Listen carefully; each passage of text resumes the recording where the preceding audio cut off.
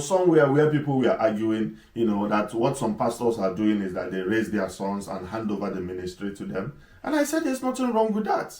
Okay? If I'm a medical doctor, of course, I want my son to take over medically. Every lawyer wants their children to study law, because they believe that there is something that they've acquired. They have built relationships over these years. They have influences over these years. So what is going to happen to those things? Okay, so they find their children, guide them into that process, and what happens is that generationally, that vision travels from one hand to the other. We also find it in politics, especially in Nigeria. You see people will complain, yeah, his father is a president, he's making his son this one. What do you want him to make his son? Is he going to be a president and make his son a native doctor?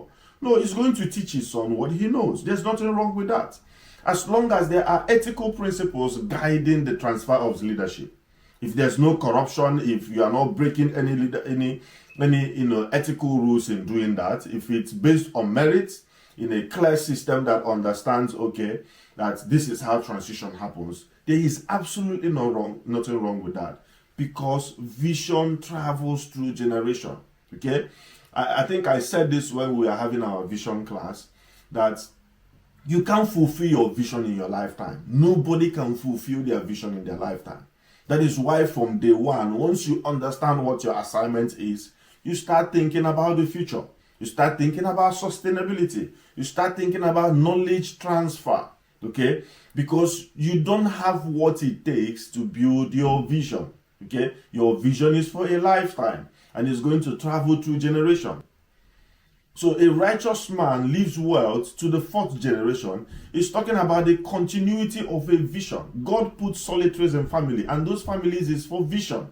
So there has to be a transition from father to the other father to the other father. That is how blessing travels through generation.